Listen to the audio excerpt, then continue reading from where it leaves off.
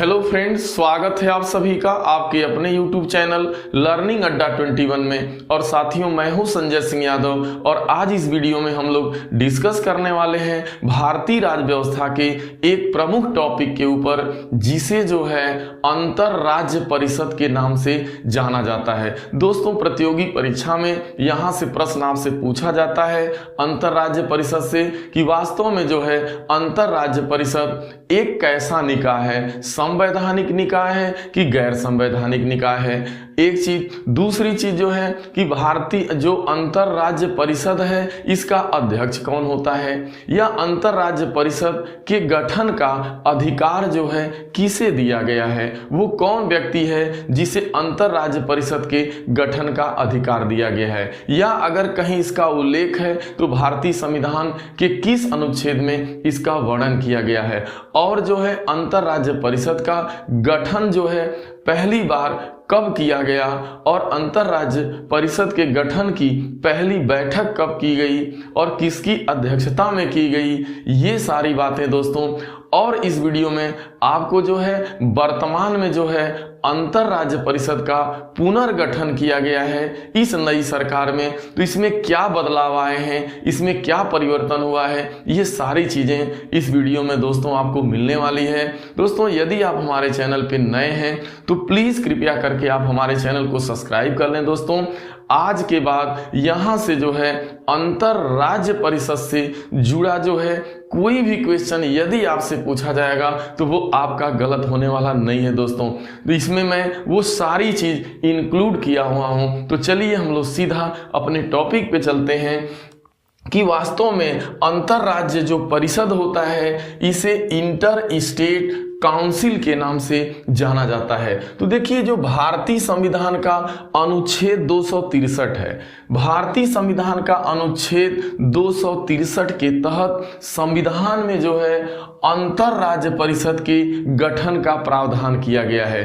तो जहां पर भारतीय संविधान का अनुच्छेद 263 के तहत इसके गठन का प्रावधान किया गया है, तो ये बात यहां से अब स्पष्ट हो जाती है कि जो अंतर राज्य परिषद एक कैसा निकाय है, तो यह एक संवैधानिक निकाय है। इसलिए संवैधानिक निकाय माना जाएगा कि भारतीय संविधान में इसका उल्लेख है अनुच्छेद 263 के तहत। तो यह एक बात क्लियर हो गई कि अंतर राज्य परिषद जो है एक संवैधानिक निकाय है और जिसका वर्णन अनुच्छेद 263 के तहत जो है इसके गठन का प्रावधान किया गया है। अब बात आती है कि अंतर राज्य परिषद के गठन का अधिकार किसे प्रदान किया गया है। तो अंतर राज्य परिषद के जो गठन का अधिकार है वह भारत के राष्ट्रपति को दिया गया है। यानी भारत का राष्ट्रपति यदि आवश्यक समझेगा तो अंतर राज्य परिषद का गठन कर सकता है। यानी अंतर राज्य परिषद के गठन का अधिकार भारत के राष्ट्रपति को, जब कभी क्वेश्चन आए कि अंतर राज्य परिषद के गठन का अधिकार किसे दिया गया है, तो भारत के प्रेसिडेंट को दिया गया है। इसे एक अन्य नाम से भी, अंतर राज्य परिषद को एक अन्य नाम से भी जाना जाता है। इसे जो है अंतर सरकारी परिषद की संज्ञा भी दी जाती है। यानी अंतर सरकारी परिषद की संज्ञा भी दी जाती है। अब हम लोग आगे बढ़ते हैं। अब देखिए भारत के अंदर जो है अंतर राज्य परिषद का जो उल्लेख है वो भारतीय संविधान के अनुच्छेद 263 में किया गया था। इसके बावजूद भी 1990 तक आपके देश के अंदर जो है अंतर राज्य परिषद का गठन नहीं हो सका या नहीं हो पाया था। समझ पा रहे हैं आप, जबकि इसका भारतीय संविधान में उल्लेख था। देखिए, संवैधानिक प्रावधानों एवं विभिन्न आयोगों की सिफारिशों के बावजूद भी देखिए संविधान में उसका उल्लेख किया गया था, संवैधानिक प्रावधान था। विभिन्न आयोग जैसे सरकारी आयोग, ऐसे बहुत सारे आयोग की सिफारिशों के बावजूद भी जो है 1990 तक जो है भारत के अंदर अंतरराज्यीय जो परिषद का गठन नहीं हो पाया था। लेकिन प्रथम बार जो है 18 मई सन 1990 को जो है अंतरराज्यीय परिषद का गठन किया गया। तो कभी भी आएगा कि भारत में प्रथम जो अंतरराज्यीय जो परिषद है, अंतरराज्य जो परिषद है, उसका प्रथम बार गठन कब किया गया या उसका गठन कब किया गया? तो 18 मई 1990 को उसका गठन किया जाता है। और एक बहुत बड़ी चीज जो बहुत ज्यादा मोस्ट इंपॉर्टेंट क्वेश्चन है जो बार बार पूछा जाता है, देखिए अंतरराज्य जो परिषद होता है उसका अध्यक्ष कौन होता है? तो अंतरराज्य परिषद का जो अध्यक्ष होता है वह देश का प्रधानमंत्री होता है। यानी अंतरराज्य परिषद का अध्यक्ष कौन होगा? देश का प्रधानमंत्री होगा। और अंतरराज्य परिषद के गठन का अधिकार किसे दिया गया है? तो राष्ट्रपति को दिया गया है। ठीक है, ये चीज नहीं भूलना है आपको। अब जरा हम लोग यहां थोड़ा ध्यान देंगे। देखिए जो अंतरराज्य परिषद होता है ना, इसका जो अध्यक्ष होता है वो तो प्रधानमंत्री देश का होता है। उसके बाद क्या होता है कि इस परिषद में प्रधानमंत्री के अतिरिक्त 6 जो है कैबिनेट दर्जा के मंत्री को रखने का प्रावधान किया गया है। यानी प्रधानमंत्री तो अध्यक्ष होगा और 6 कैबिनेट दर्जा के मंत्री यानी केंद्रीय कैबिनेट दर्जा के 6 मंत्री और सभी राज्यों तथा सभी जो है संघ राज्य क्षेत्र यानी जो केंद्र शासित राज्य हैं और जो भी भारत के राज्य हैं, यानी 29 आपके राज्य हैं और जितने भी केंद्र शासित राज्य हैं, सभी राज्यों के मुख्यमंत्री या जहां पे मुख्यमंत्री नहीं है तो वहां के प्रशासक जो होंगे, ये सारे जो है अंतरराज्य परिषद के अंतर्गत इसके सदस्य होंगे। तो अध्यक्ष कौन होता है? प्रधानमंत्री होता है। 6 कैबिनेट दर्जा के मंत्री होते हैं और उसके अलावा जो है सभी राज्यों के जो मुख्यमंत्री हैं या केंद्र शासित राज्यों के मुख्यमंत्री या जो प्रशासक हैं, सभी इसके सदस्य होते हैं, इसमें शामिल होते हैं। एक चीज ध्यान देना है, आगे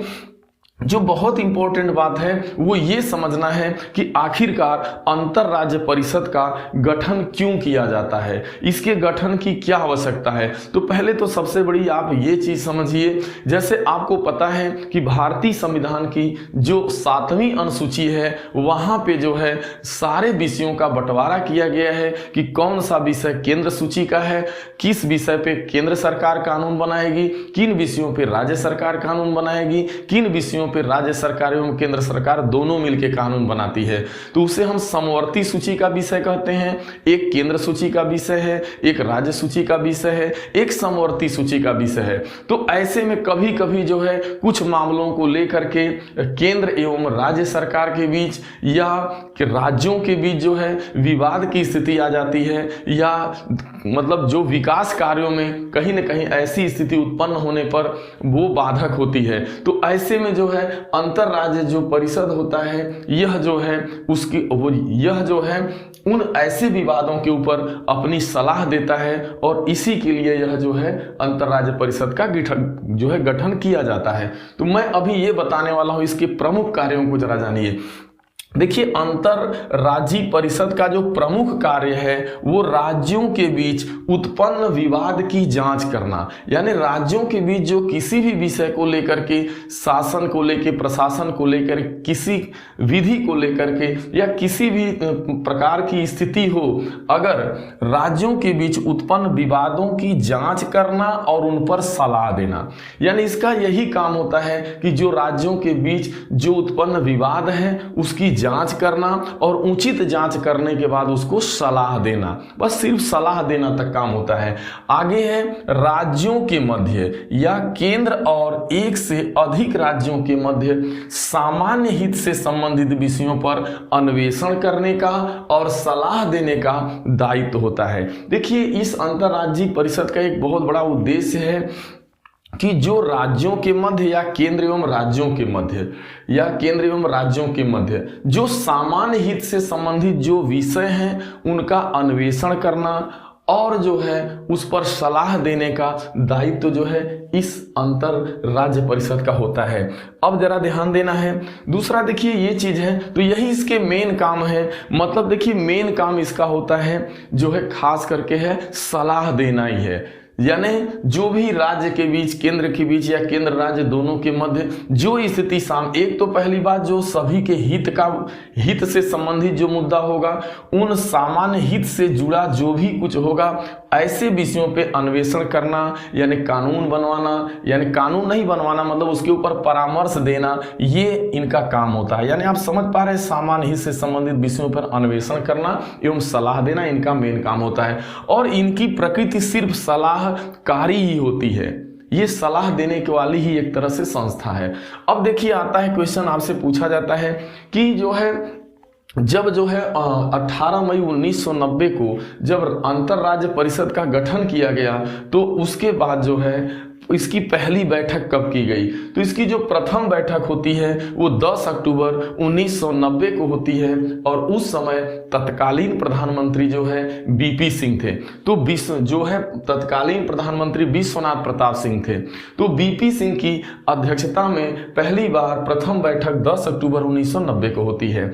अब ध्यान देना है, बैठक में यदि प्रधानमंत्री इस बैठक में अनुपस्थित है तो उसके जगह पे जो उनके द्वारा नियुक्त किया गया जो है कैबिनेट स्तर का मंत्री होगा, वही उसकी अध्यक्षता करता है। अगर बैठक में प्रधानमंत्री अनुपस्थित है तो उसकी जगह पे जो है कैबिनेट दर्जा का जो मंत्री होता है, जो इन 6 मंत्रियों आप देख पा रहे हैं कि 6 कैबिनेट दर्जा के मंत्री होते हैं, तो जिसे प्रधानमंत्री जो है चिन्हित करे, यानी वह व्यक्ति जो है उसकी अध्यक्षता कर पाएगा।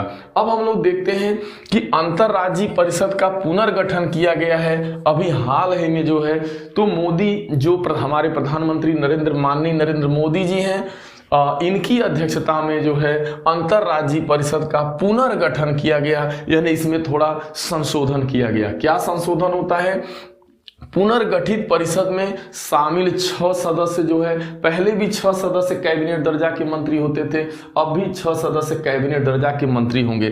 किनको शामिल किया गया? राजनाथ सिंह, अरुण जेटली जी, नितिन गडकरी जी, थावरचंद गहलोत जी और निर्मला सीतारमण जी। ये 6 लोग जो है वर्तमान में जो है आपके जो है अंतरराज्य परिषद के जो है 6 कैबिनेट दर्जा के मंत्री हैं, और प्रधानमंत्री इसके अध्यक्ष हैं, यानी माननीय नरेंद्र मोदी जी अंतरराज्य परिषद के जो है अध्यक्ष हैं। अब जरा ध्यान दीजिए, इसमें जो बदलाव आया है वो ये बदलाव आया है कि इसके नीचे एक अस्थायी समिति बनाई गई है।